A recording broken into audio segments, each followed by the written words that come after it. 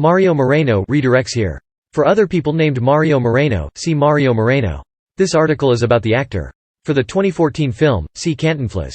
In this Spanish name, the first or paternal surname is Moreno and the second or maternal family name is Reyes. Mario Fortino Alfonso Moreno Reyes, known by the stage name Cantinflas, was a Mexican comedian, actor, and filmmaker.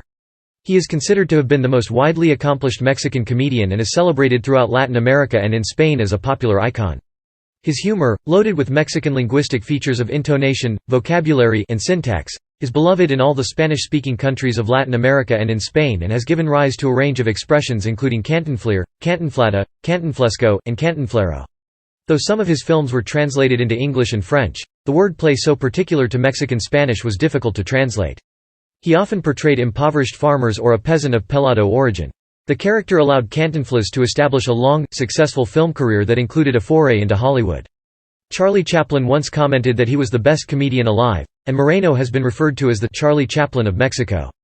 To audiences in most of the world, he is best remembered as co-starring with David Niven in the Oscar-winning film Around the World in 80 Days, for which Moreno won a Golden Globe Award for Best Actor, Motion Picture Musical or Comedy.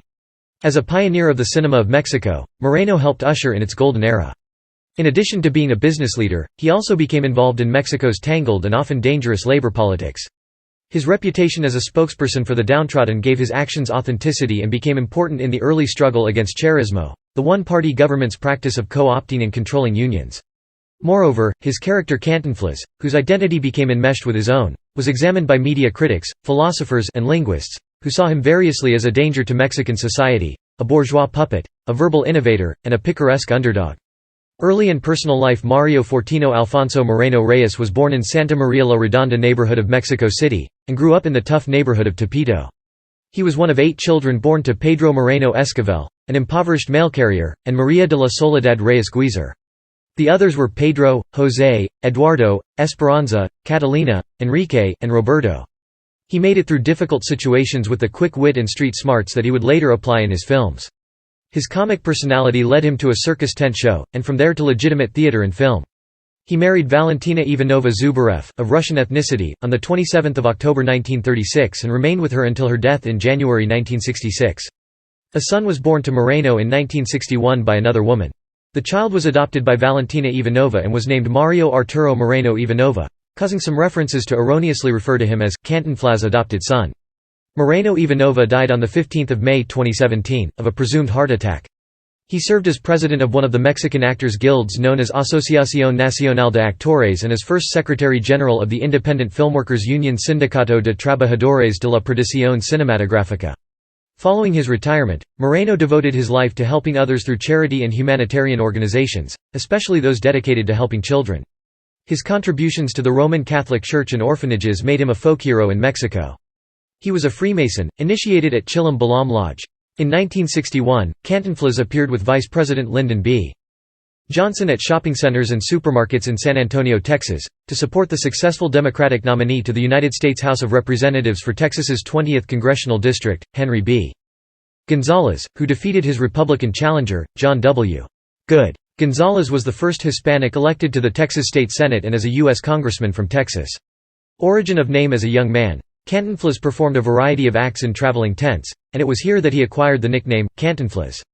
According to one obituary, Cantinflas is a meaningless name invented to prevent his parents from knowing he was in the entertainment business, which they considered a shameful occupation. Cantinflas confirmed as much in 1992, in his last television interview. Of course, the relationship between Moreno's little-used first-given name Fortino and the character in William Shakespeare's Hamlet Fortinbras offer a striking parallel with the stage name of much younger contemporary Chespirito. Entertainment career: before starting his professional life in entertainment, he explored a number of possible careers, such as medicine and professional boxing, before joining the entertainment world as a dancer.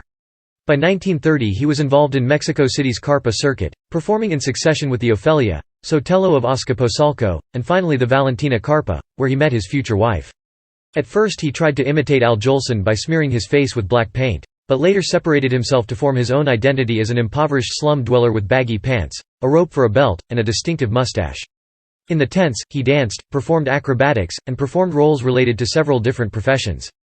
Film career: in the mid-1930s, Cantinflas met publicist and producer Santiago Ricci and subsequently partnered with him to form their own film production venture. Ricci produced, directed, and distributed, while Cantinflas acted. Cantinflas made his film debut in 1936 with No te engañes corazón before meeting Ricci, but the film received little attention. Ricci established Posa Films in 1939 with two partners, Cantinflas and Fernandez.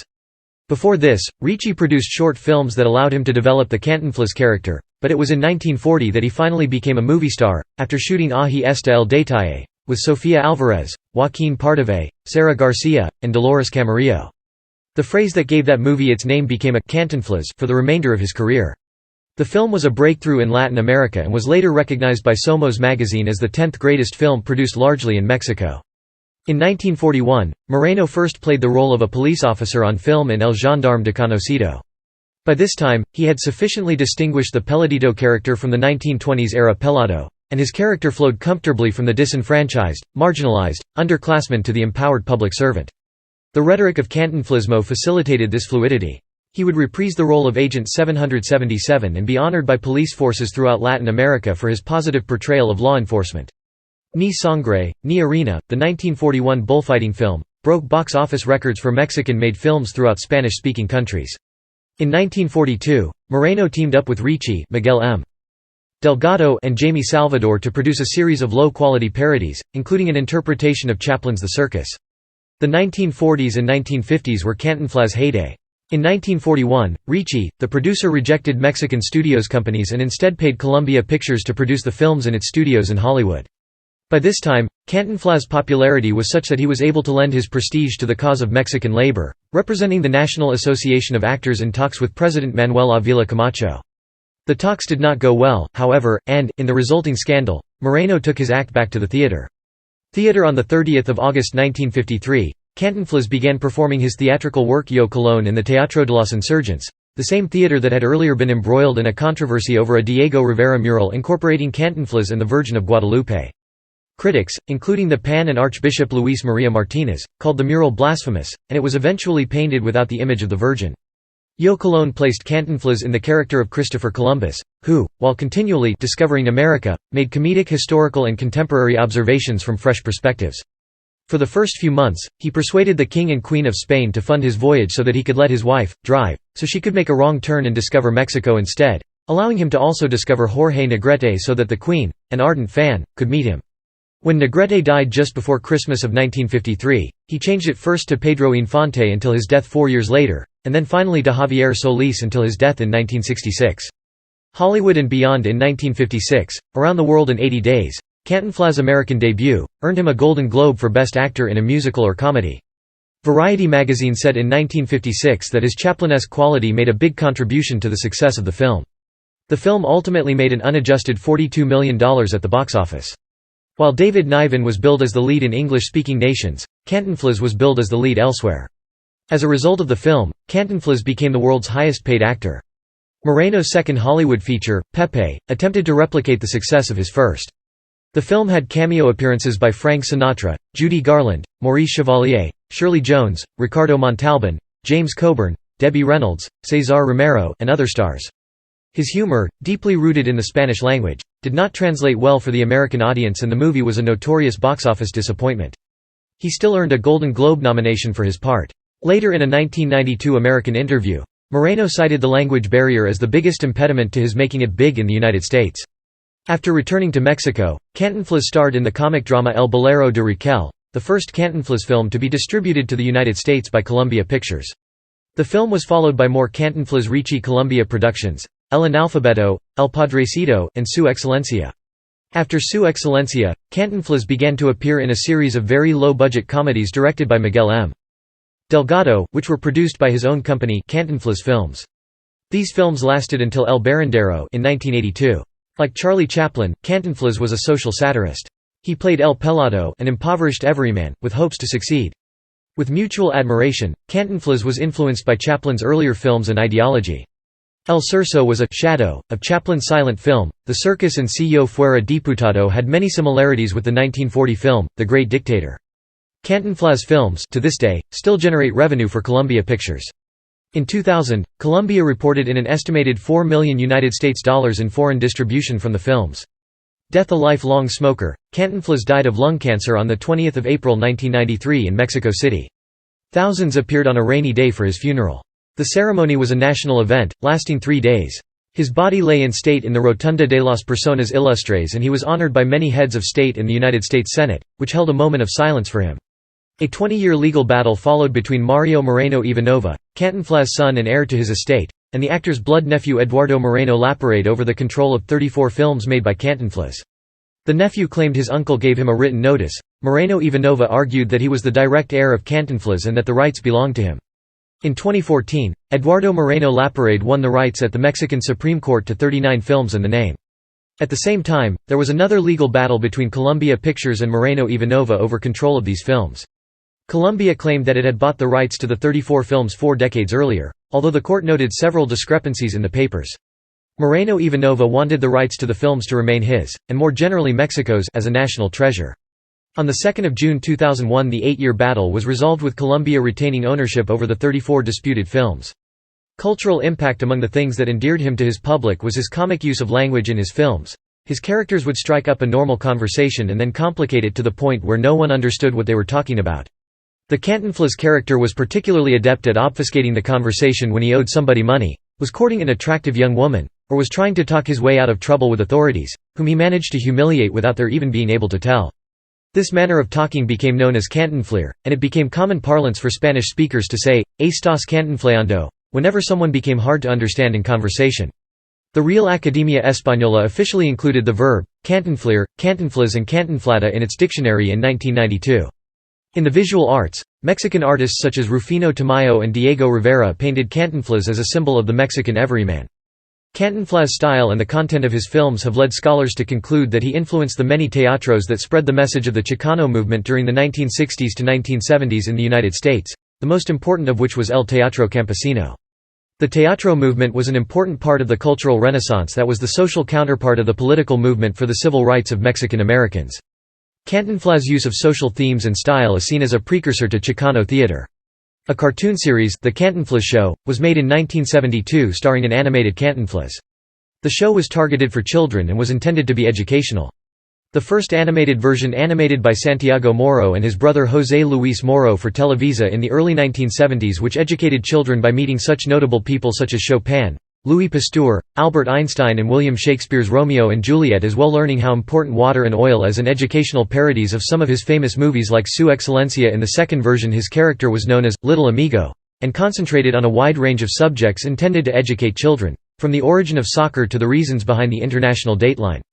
The second animated series, animated in 1979 and dubbed in English in 1982, was a joint venture between Televisa and Hanna-Barbera, and Mario Moreno voiced Little Amigo, Cantinflas in the Spanish version, and Don Messick voiced Little Amigo, and John Stevenson as the narrator in the English version. Both The Cantinflas Show and Amigos and Friends aired in the mid-1990s on Univision, and Televisa re-aired The Cantinflas Show in the mid-1990s. Although Cantinflas never achieved the same success in the United States as in Mexico, he was honored with a motion picture star on the Hollywood Walk of Fame at 6438 Hollywood Boulevard. He earned 2 Golden Globe nominations for Best Actor and the Mexican Academy of Film Lifetime Achievement Award. His handprints have been embedded onto the Paseo de las Luminarias for his work in motion pictures. The Mario Moreno Cantinflas Award is handed out annually for entertainers who represent the Latino community with the same humor and distinction as the legendary Mario Moreno Cantinflas, and who, like Cantinflas, utilizes his power to help those most in need. On August 12, 2018, the Google Doodle paid homage to Cantinflas on his 107th birth anniversary. Characterizations: Moreno's life is the subject of the biographical film Cantinflas. It stars Oscar Jaenada, who portrays a young Mario Moreno attempting to gain respect and make a living as an actor, and award-winning actor Michael Imperioli as Mike Todd, an American film producer struggling to film his masterpiece. The film is centered in Moreno's personal life, and in the development of Todd's Golden Globe Award-winning 1956 film Around the World in 80 Days. Critical response: Cantinflas is sometimes seen as a Mexican Groucho Marx character, one who uses his skill with words to puncture the pretensions of the wealthy and powerful, the police and the government, with the difference that he strongly supported democracy. Historian and author of Cantinflas and the Chaos of Mexican Modernity, writes, Cantinflas symbolized the underdog who triumphed through trickery over more powerful opponents, and presents Cantinflas as a self-image of a transitional Mexico. Gregorio Luque, executive director of the Museum of Latin American Art, said, "To understand Cantinflas is to understand what happened in Mexico during the last century." Monsiváis interprets Moreno's portrayals in terms of the importance of the spoken word in the context of Mexico's reigning illiteracy. Particularly in the film El Analfabeto, Cantinflas is the illiterate who takes control of the language by whatever means he can. The journalist Salvador Novo interprets the role of Moreno's character entirely in terms of cantinflismo, en condensarlos, en entregar a la saludable carcajada del pueblo la esencia demagogica de su vacuo confusionismo. Estriba el mérito y se asegura la gloria de este hijo casero de la ciudad ladina y burlona de Mexico, K.S. Cantinflas. In his biography of the comic, scholar of Mexican culture Jeffrey M. Pilcher views Cantinflas as a metaphor for the chaos of Mexican modernity, a modernity that was just out of reach for the majority of Mexicans. His nonsense language eloquently expressed the contradictions of modernity as the palpitating moment of everything that wants to be that which it cannot be.